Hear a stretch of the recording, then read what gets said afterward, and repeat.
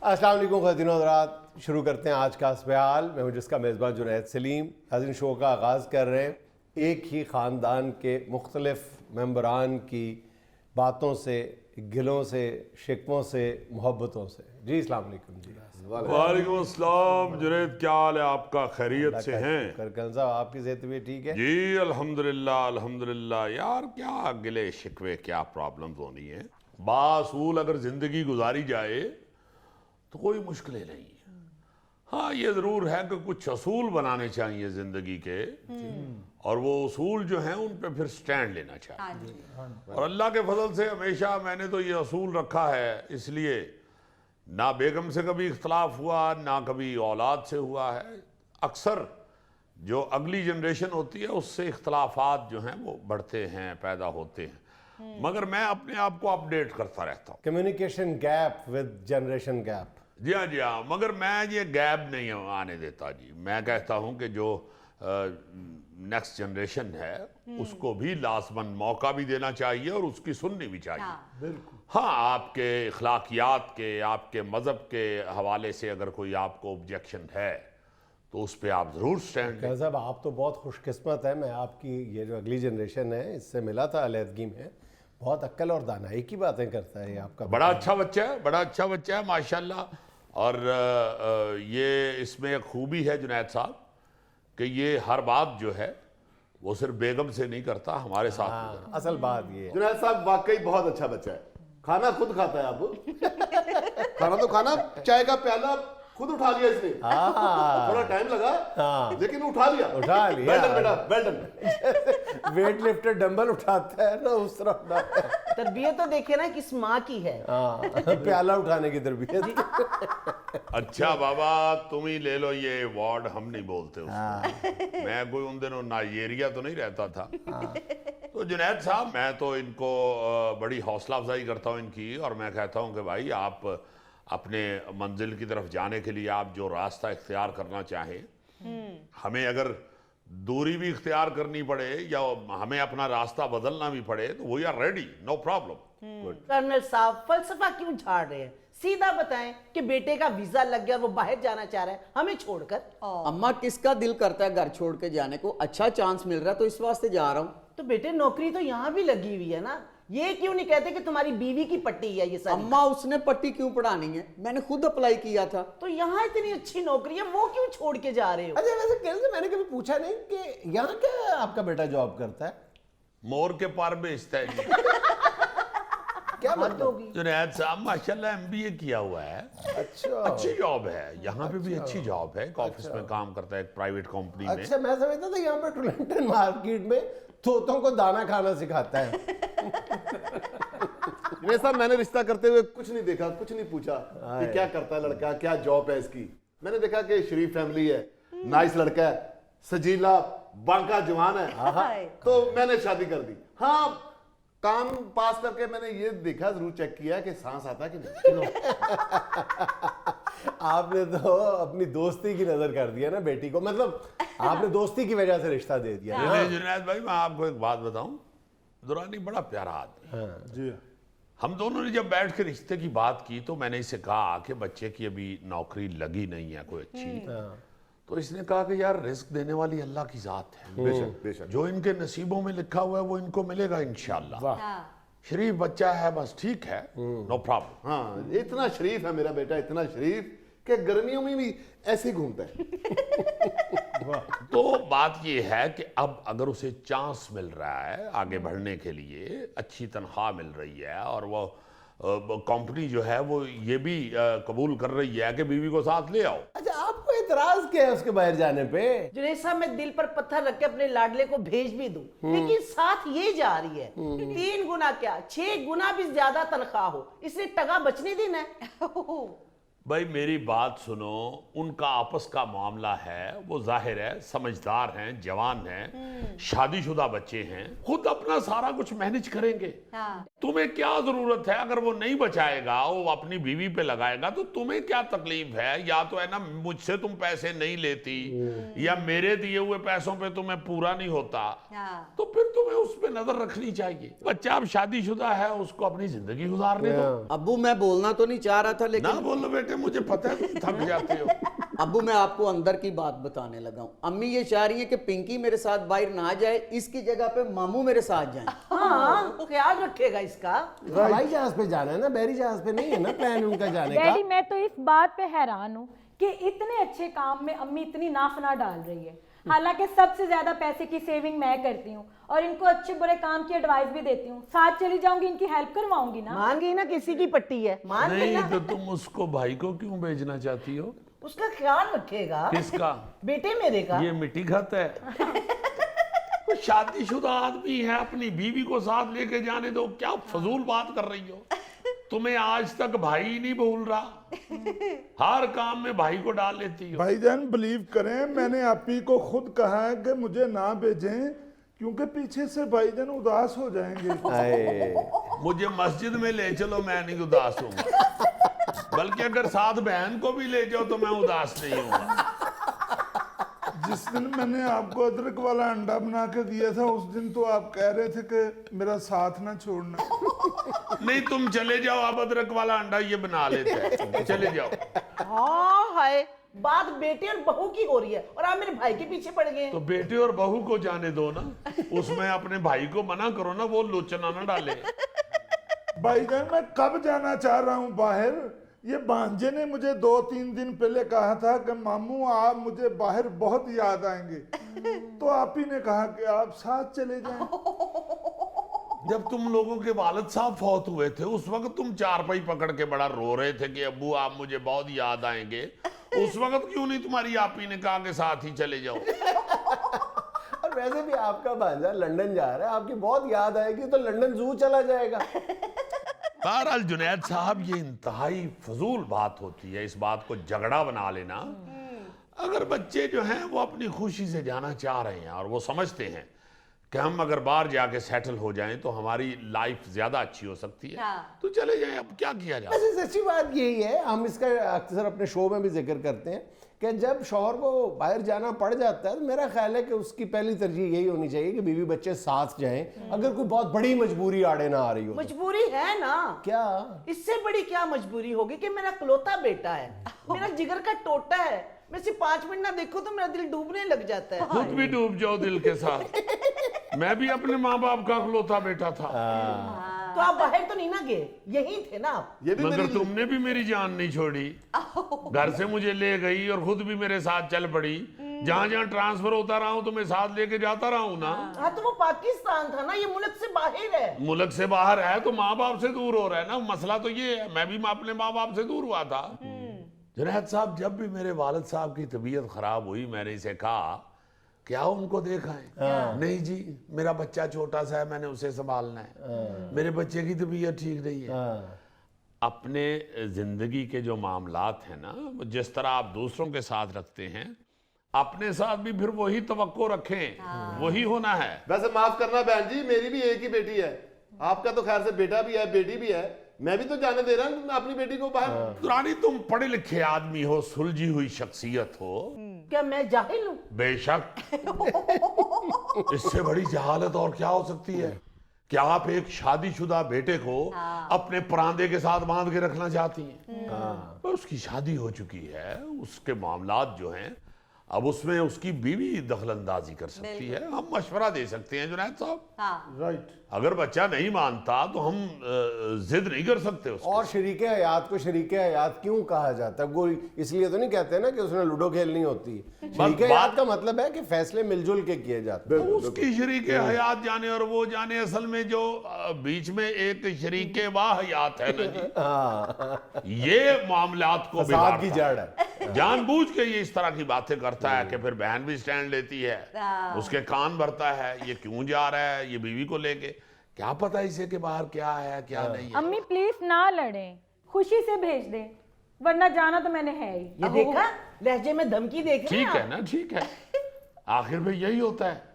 मैं तुम्हें इसी बात से बचाता हूँ, तुम नहीं बचती हो। मैं तुम्हें कहता हूँ अपनी इज्जत बचाओ, वकार के साथ सारे काम होने दो। अगर शौहर ने फैसला कर लिया बीवी को साथ लेके जाने का तो आप बीच में क्या करेंगे?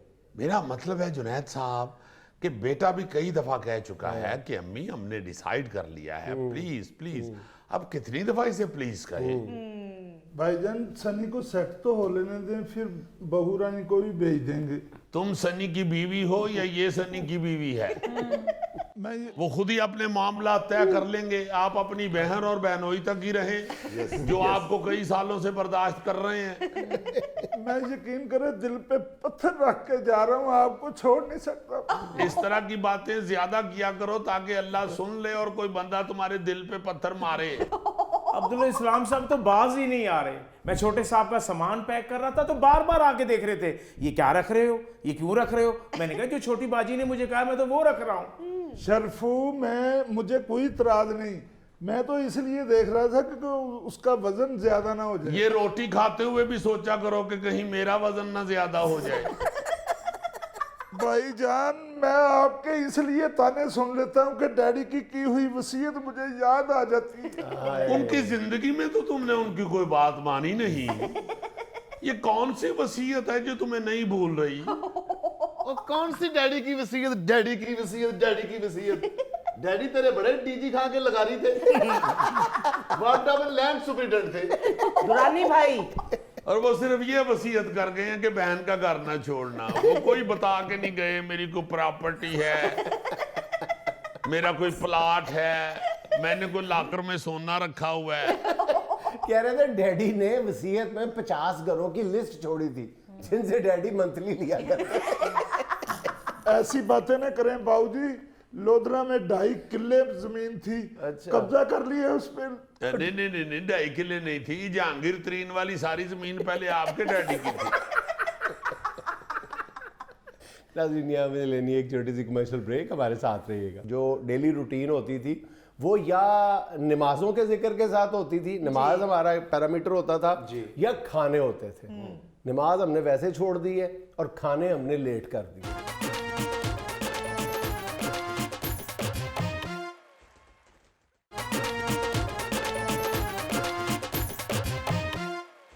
भाईजान, कितना अरसा पहले की बात है ये कि हमारी गुफ्तगू इस अंदाज में हुआ करती थी कि दोपहर के खाने के बाद मिलते हैं, रात के खाने से पहले मिलते हैं, जोहर के बाद मिलते हैं, असर से पहले मिलेंगे, फलां काम करना है जो मगरिब के फौरन बाद करेंगे, चाय पे मिलते हैं। चाय, हाँ चाय, चलो खाने भी डाल लो, अगर गुफ्तगू कर रहे खाना डाल लो, न्यारी मगज सारा कुछ डाल लो, फ्री में आ रहा है। ये तो बाबूजी मॉर्निंग की बातें कुछ शॉपर में भी डाल लो भाई, कुछ शॉपर में भी डाल लो। मैं ये कह रहा हूँ कि कुछ अर्सा पहले तक हमारे मामूलात जो थे, जो डेली रूटीन होती थी, वो या नमाजों के जिक्र के साथ होती थी, नमाज हमारा पैरामीटर होता था, या खाने होते थे।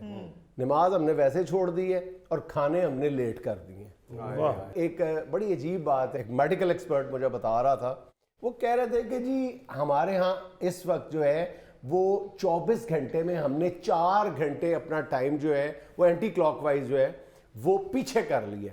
यानी 4 घंटे का हमने अपने औकात में फर्क डाल लिया, अपनी डेली रूटीन में 4 घंटे का फर्क डाल लिया। यानी 4 घंटे हम ताखीर से उठते हैं, बस ये मजमूई, और फिर रात को 4 घंटे ताखीर से सोते, और फिर खानों में भी ये फर्क आ गया है कि नाश्ता भी दोपहर के खाने से थोड़ा, जो पुराने वक्तों में दोपहर के खाने का वक्त होता था वो अब नाश्ते का वक्त हो गया है। दोपहर का खाना 4 घंटे लेट हो गया और रात का खाना तो 12-1 बजे चला गया। 11 से 12-1 जो इशा की नमाज के फौरन बाद खा लिया जाता था।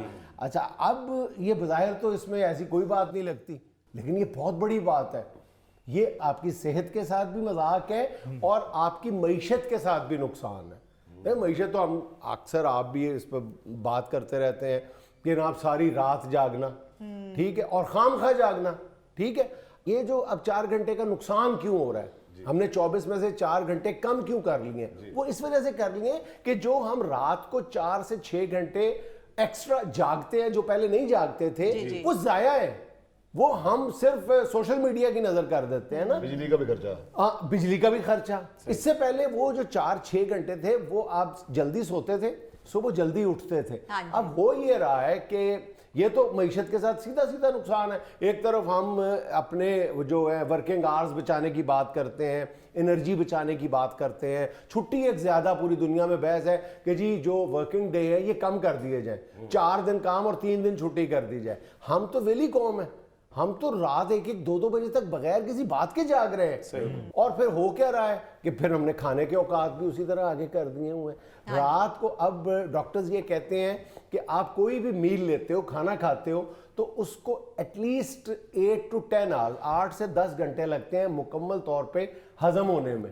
अब वो लोग जो सुबह भी देर से उठते हैं, रात को देर तक जागते हैं और सुबह भी उनकी ड्यूटी या काम ऐसा है कि चलो लेट उठे तो खैर है, वो तो चलो, लेकिन अक्सरियत को अपने जब काम पर जाना पड़ता है वक्त पे, तो उनका खाना हजम नहीं हुआ होता। सही, और लेट नाइट तो खाना खाया होता है उन्होंने, 8 से 10 घंटे नहीं पूरे होते, जिसकी वजह से उनकी सेहत खराब होती है, खाना वो डाइजेस्ट नहीं ठीक तरह से कर पाते।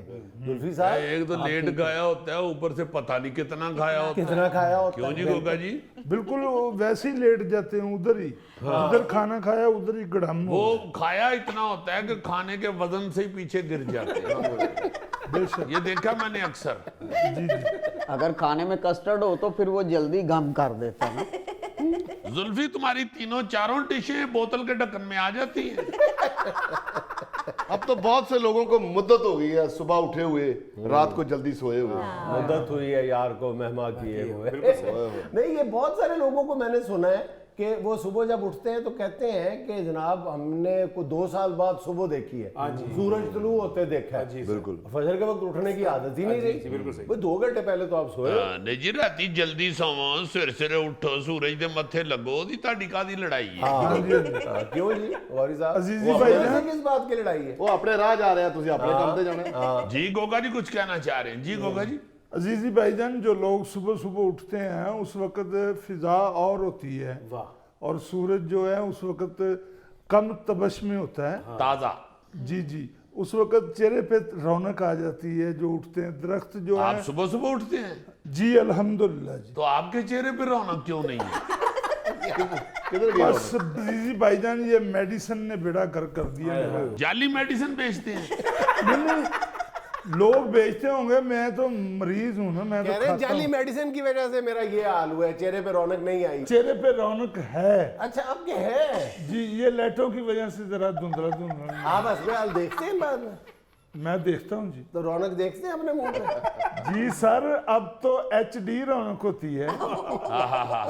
यानी इन्हें करोड़ों रुपये जेडे ने उन्हों का नास मार। ये HD से इसकी मुराद है हलवा दाल।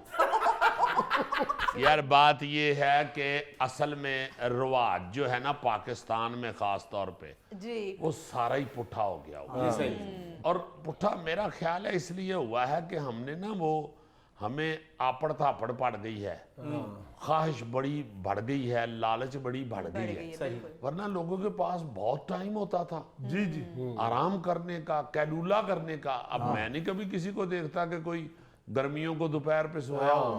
टाइम तो ही 11-12 बजे हैं, उसके बाद चाल सो रूटीन चाल बदल गई। और फिर 12-1 बजे उठ के फिर रात के 2-3 बजे तक जागना और उसके बाद फिर सोना। और हम इस शेड्यूल की वजह से ये नहीं सोच रहे कि हम सिर्फ अपना सेहत के हवाले से ही नुकसान नहीं कर रहे, हम मुआशी नुकसान बड़ा कर रहे हैं। माशी और माशरती दोनों नुकसान कर रहे हैं। सबसे बड़ा नुकसान हम ये कर रहे जी। हैं कि फैमिली टूट फूट का शिकार हो गई। वो इसलिए कि तमाम जो अहले खाना है उनके सुबह उठने के औकात एक जैसे हों। किसी ने सुबह सुबह उठ के हर कीमत पे काम पे जाना है, ऑफिस पे जाना है, वो भी आपके साथ आपकी रूटीन की वजह से रात को जागता है। वो गप्पे मार रहे हैं, खाने खा रहे हैं, जिसको लेट नाइट क्रेविंग का नाम दे दिया हमने सब ने, तो वो होम डिलीवरियां हो रही हैं रात 1, 1.5, 2। वही बंदा आज से 10 साल पहले जो है, 5 साल पहले समझ लो यार, कि वही 10 बजे 9, 10, 11 बजे सो जाता था। अब वो 2, 2, 2.5, 3 बजे तक जागता रहता है और सुबह उसको उठना पड़ता है। ठीक, बेशक ये तादाद कम है क्योंकि अब हमने सुबह उठने के मुताबिक, ताजर है, दुकानदार है, वो आज से 20 साल पहले जो है वो सुबह सुबह दुकानें खोल लिया करते थे। अब नहीं है, अब वो दुकान ही 11-12 बजे खुलती है, बाजार भी हमारे 11-12। लेकिन जो दफातर हैं, जो प्राइवेट ऑर्गेनाइजेशन हैं, जहाँ पे काम बहरहाल सुबह अर्ली शुरू हो जाता है, स्कूल है, बच्चे यार सबसे बड़ा, बच्चों ने तो टाइम पे स्कूल जाना है ना, तो बच्चे भी आपकी वजह से मुतासिर हो रहे हैं, उनकी जिंदगी भी आपकी वजह से मुतासिर हो रही है। वो अपनी रूटीन जबरदस्ती ढाल लेते हैं बेचारे। फिर होता क्या है, उनकी नींद नहीं पूरी होती, उनकी नींद ही नहीं पूरी हो रही, बच्चों की नींद नहीं पूरी अच्छा हो रही। फिर मेरा जाती तजुर्बा है ये कि सुबह का जो वक्त होता है ना जी, जी वो तख्लीक का वक्त होता है। वाह वाह। आप अगर सुबह सुबह उठ के किसी किताब के, किसी तालीम के, किसी स्कूल के, किसी उस्ताद के मत्थे लगते हैं जी या खुद कोई आप काम करना चाहते हैं तो उसमें बड़ी बरकत बेशक। सुबह का वक्त जो है वो तख्लीक का वक्त है। सुभान अल्लाह। नाज़रीन, यहाँ में लेना एक छोटा सा वक्फा, हमारे साथ रहिएगा। बड़ी मेहनत और बड़ा सरमाया लगता है इस काम में। अगर मैंने 100 रुपए वाला नोट बनाना ना तो 70 रुपए बहू जी उस पे लागत आती है। 70 रुपए का खौफ करो, 70 रुपए छोड़ो, मैं कहता हूँ 100 रुपए के नोट पे 110 रुपए भी लागत आती है। और गैर कानूनी काम है, मईशत का कबाड़ा हो जाता है इससे।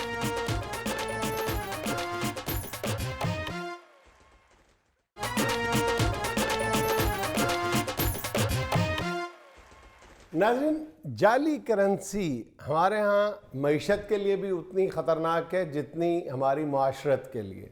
जगह जगह इसकी वजह से झगड़े नज़र आते हैं, बदअतमादी की फ़िज़ा नज़र आती है। आज हस्बे हाल के कटहरे में खड़ा है एक जाली करेंसी बेचने और छापने वाला मुलजिम। जी अस्सलाम वालेकुम। वालेकुम सलाम बहू जी। ये जाली करेंसी वाला ना कहें, फनकार बोलें, फनकार। बस एवं जरा एक हिंसे में या कलर में हल्की सी चेंजिंग होती है, बाकी हर चीज वैसी परफेक्ट। यार डिटाई देखो इसकी, जाली करेंसी का धंधा करता है, उसको जस्टिफाई कर रहा है। ओ भाईजान, ये वो टेढ़ा आदमी है जिसने एक नोट छापा, उसमें कायदे आज़म हंस रहे हैं और साथ ये कह रहा है कि भाई जी बुजुर्गों को खुल्ला दा वास्ता जो खुश भी होने दियो। और जुनैद साहब, ये इतना काम बढ़ गया हुआ है, जाली नोट इतना को मार्केट में आ गया है कि बाखुदा बड़ा नुकसान हो रहा है। गरीब आदमी को, जिसको बेचारे को जाली नोट मिल जाता है जी और जिसने दिया होता है वो दोबारा उसके मत्थे भी नहीं लग सकता, तो वो तो मारा गया ना यार। अब 5000 का भी नोट है। ये पिछले दिनों एक वाकया पेश आया है, इंतहाई हंसी वाला वाकया है। जी कोई खातून है, उनके पास वो जाली नोट थे, कहीं से उन्होंने सस्ते ले लिए होंगे 5000 वाले। वो एक एकेडमी में गए हैं, उन्होंने कहा जी कि मैंने बच्चा दाखिल कराना है, कल से बच्चा आ जाएगा। अच्छा आपकी कितनी फीस है? उन्होंने कहा जी 1500 रुपया। उसने 5000 निकाल के दिया उस खातून को, बेचारी को, जो घर में पढ़ाती थी। उसने 3500 वापस कर दिया। तो वो चली गई ना, उसका बच्चा आया ना कुछ, बाद च नोट जाली निकल आया। और इस तरह 5-5 हजार उसने 6 एकेडमियों को दिए और वहां से बकाया लिया है और निकल गई है। देखो ना जरा, 30,000 लेके 5-5 हजार के नोट वो उसने जाके दिए हैं, तो उसने कोई 20,000 रुपया वहां से असली बटोरा है और वो चली। भाईजान, आपकी कानमी जेड़ी है ना वो इस काबिल नहीं है कि इतने नोट छाप सके।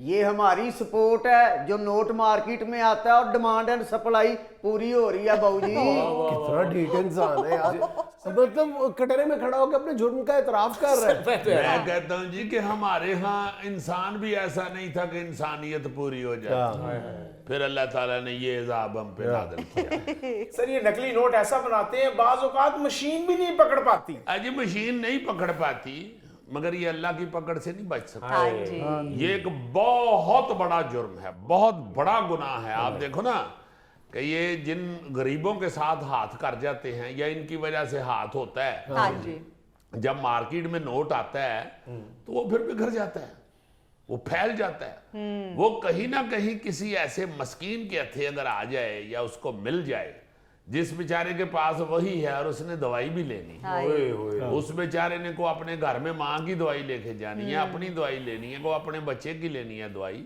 तो वो ना ले पाया तो मरीज की मौत जो है वो इन्हीं की गर्दन पे। और 36 स्यापे यार, और 36 स्यापे। ये तो बखुदा बड़ा खौफनाक जुर्म है और जुल्म है। सर, अक्सर बेगुनाह लोग वो जाली नोट की वजह से पकड़े भी जाते हैं, जो जिसकी वजह से उनको बेचारों को जमानत भी करवानी पड़ती है, माफिया भी मांगनी पड़ती है। ये जाली नोट अच्छा, उनको तो नहीं बेचारों को पता होता ना कि ये जाली नोट है। उनके पास कौन सी मशीनें होती हैं, जी, एक उनका वो जाली नोट आया हुआ, एक उनको पुलिस को नोट देने पड़ते हैं, फिर वहां से निकलते हैं और फिर पुलिस जो है ऐसे मुल्जिम से जो नोट लेती है वो बकायदा बैंक से चेक करा के लेती है। पकड़ते जाली नोटों पे, छोड़ते असली नोटों पे। बाबूजी, मेरे साथ हादसा हो चुका है। हाँ जी, ट्राली च वज्जा है, ट्राली उलट गई, सारा प्याज सड़क पे खिल रहा हुआ है और ये परे खड़ा हंस रहा है। वो वाला हादसा। नहीं ये ये उस दिन वैसे ही की अल्लाह बात- की पकड़ में आ जाएगा। प्याज की सड़क पे बेहुरमती हो रही है और ये खड़ा हंस रहा था। वो फिर अल्लाह की पकड़ में नहीं, किसी अराई की पकड़ में आएगा। याद अल्लाह अच्छा, तो मैंने माफ तो कर सुना दे। कि गन्ने की ट्राली में लगा था और ये भी गिरा हुआ था, गन्ने भी गिरे हुए थे और ये गिरा हुआ ही गन्ने चूस रहा था। तो मेरे सामने आया वाकया जी, मैं भज के उठाया जाके ਇਹਨੂੰ उठो, मैं कहा ਇਹਨੂੰ पानी पियाओ ਤੇ ਕਹਿੰਦਾ नहीं 2 जलेबियां खानी ओ तीक साहब मेरा दुख तो सुन लें, आप जोकें कर जा रहे हैं। और जनाब तीक साहब, मुझे किसी ने 5000 का नोट जाली दे दिया था और मैं पेट्रोल डलवाने के लिए पेट्रोल पंप पे गया हूँ। वो तो उन्होंने मुझे पहचान लिया और बाहर निकाल के मुझे उन्होंने कहा कि ये बहुत बड़ा जुर्म है, आप जेल भी जा सकते थे। आपने ये गौर नहीं किया कि कह रहा है कि उन्होंने मुझे बाहर निकाला। वो मोटरसाइकिल में से कहां से बाहर निकाल रहे? यानी सानू बेवकूफ बना के ते गड्डी भी ले ली हो। और यार इसने मोटरसाइकिल पे 2 रॉड लगवा के ना साइडों पर रिक्शे के दरवाजे लगवाए थे। और भाईजान मैंने रेंट पे गाड़ी ली थी, मेरी अपनी नहीं। अच्छा चलो अच्छा, फिर फिर ठीक है। नहीं, उसमें मैंने पेट्रोल मुझे बड़ा दुख हुआ है कि इसने गाड़ी ले ली। और यार किसी का दुख क्यों नहीं सुनते यार। सुनाए 5000 था वो जो जाली था, अब वो उन्होंने जो- तुम्हें छोड़ दिया। हाँ जी, वो बहुत खत्म हो गया दुख। और आगे तुम्हारे क्या दुख सुने? बड़ी फुफ्फू बहुत हो गई है। और भाईजान मैं एक शरीफ आदमी, बिल्कुल गलत बात है। सारी गलत बयानियां कर रहा है। कोई शरीफ आदमी नहीं विग लगाता इतनी महंगी। यानी रोटियां से पैसे कोई नहीं तो विग लाई है। ये केड़ी शराफत है? और काका तू इथे आ जा, मैं इथे आ गया। नहीं ऐसी बात हो उथे जाके तू केड़ी पिस्तौल कट लेनी? नहीं पिस्तौल नहीं कि यार मेरी बात सुनो, कटहरे में ये नहीं खड़ा, कटहरे में वो मुलजिम खड़ा है इसकी यार। वजह से मैं जलील हुआ हूँ। ओ यार वो नहीं हुंदा ते कदों तेन सारे डॉक्टर साहब कहंदे। Oh my God. और तो और कानून की आंखों में मिट्टी डालने की कोशिश की इन्होंने। कानून तो कहते हैं अंधा होता है। ਉਹ ਬਾਜੀ ਅੱਖਾਂ 'ਚ ਰੜਕਤੇ ਪੈਂਦੀ ਹੈ ਨਾ। ਇਹਨੇ ਮੈਨੂੰ ਜਾਲੀ ਨੋਟ ਦੇ ਦਿੱਤਾ ਹੈ। अच्छा एक मिनट जरा रुको रुको, पहले ये तो बताओ कि उसने तुम्हें नोट दिया क्यों? तुम्हारे बेटे की मंगनी थी है? ਲੈ ਵੀ ਤੈਨੂੰ ਫੜਵਾਉਂਦੇ ਆਪ ਫੜਿਆ ਚੱਲੇ ਨੇ। यानी वो कह रहा है कि उसने मुझे बाहर निकाला, वो कह रहा है कि इसने मुझे नोट दिया। यार ऐसा कटहरा रहन दो, मेरा ख्याल है गल इधर उधर हो गई। मैंने तो पाकिस्तानी करेंसी अब खर्चनी नहीं, अच्छा जी, मैंने पाउंड ले लेने बस। पाउंड खर्चन तो पहले उन्होंने झावा मार लिया कर। इसकी वजह से तो कहते हैं हाथी के पाउंड में सबका पाउंड। एक दिन कहते हैं मुझे पाउंड में मोच आई हुई है। भाई जो यार please try to understand my point यार। वो कटहरे में नहीं खड़ा, कटहरे में वो इतना बड़ा संगीन जुर्म का मुर्तकिब खड़ा है। तू आप दो जुगतां की थी उन्होंने की करनी। सर ये जो कटहरे में खड़ा ना सर 5000 लेके 5 लाख रुपए दे देते हैं सर बना के। एक मिनट भाजी, एक मिनट मुझे भी तो बात करने दे। बड़ी मेहनत और बड़ा सरमाया लगता है इस काम में। अगर मैंने 100 रुपए वाला नोट बनाना ना तो 70 रुपए बहू जी उस पे लागत आती है। 70 रुपए का खौफ करो, 70 रुपए छोड़ो, मैं कहता हूँ 100 रुपए के नोट पे 110 रुपए भी लागत आती है। और गैर कानूनी काम है, मईशत का कबाड़ा हो जाता है इससे। जाली नोट बना रहे हो, ज्यादा से ज्यादा तुम नोटों में से पिन निकालने का काम कर लो। तुम नोट बनाना शुरू हो गए यार। इससे अच्छा है कि बांसुरियां बेच लिया करो। वो इससे अच्छा है कि मशीनी चूचों को रंग लगाकर साइकिल पे बेचा करो। और इससे अच्छा है पानी वाले शापर में छोटी मछलियां डाल के बेच लिया करो। नाज़रीन यहाँ में लेना एक छोटा सा वक्फा, हमारे साथ रहिएगा। किसी को देखते ही या किसी को मिलते हैं देर बाद या किसी मौके पे, तो हम एकदम ऐसे कमेंट्स पास कर देते हैं उसके हवाले से या उसकी निजी जिंदगी के हवाले से कि जिससे वो बहुत सख्त तकलीफ में चला जाए।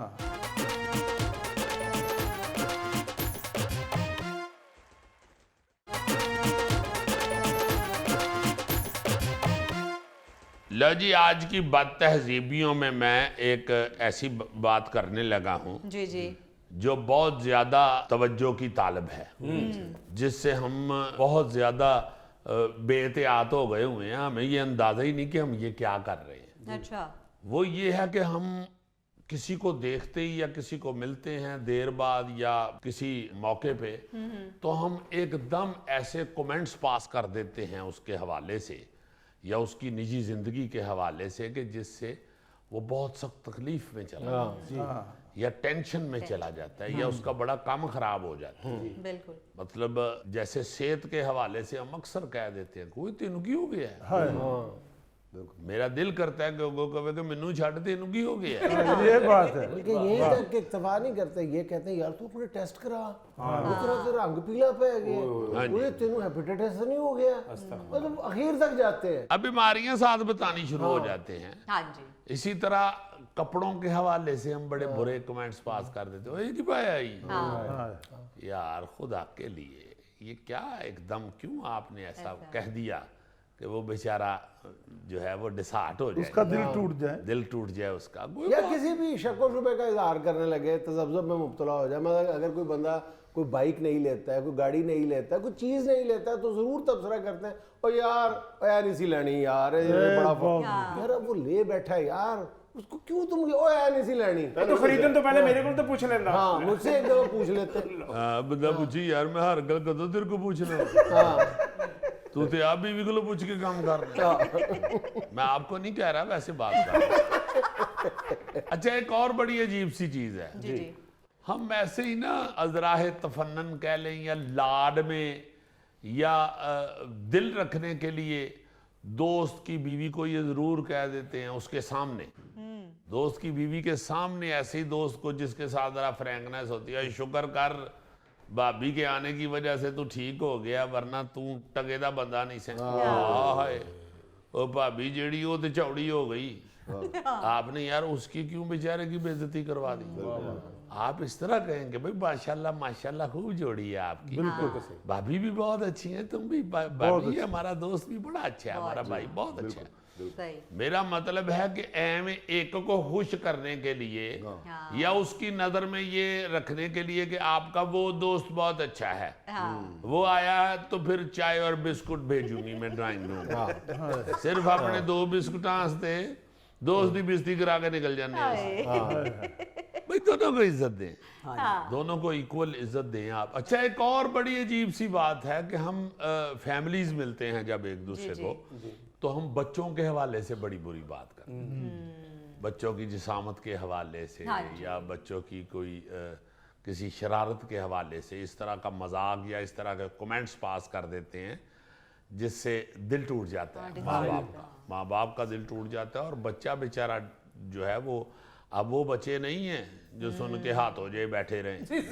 अब बच्चे बड़े तेज हैं। अब तो बच्चे कई दिन जान नहीं छोड़ते, उस अंकल ने ये क्यों कहा था, मामा वो अंकल पागल है,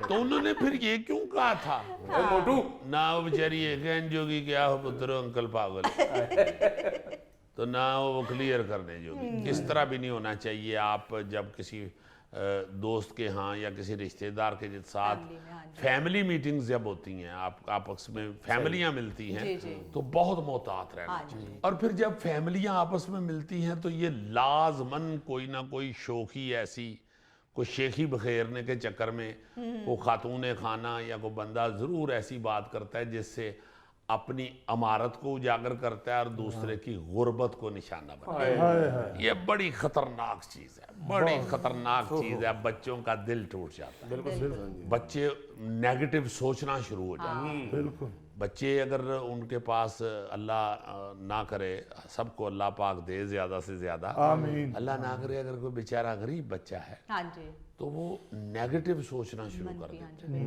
कोई ताना सुन के। तो हौसला अफजाई रखनी चाहिए, जिन हालात में भी अल्लाह रखता है उसमें खुश रहना चाहिए।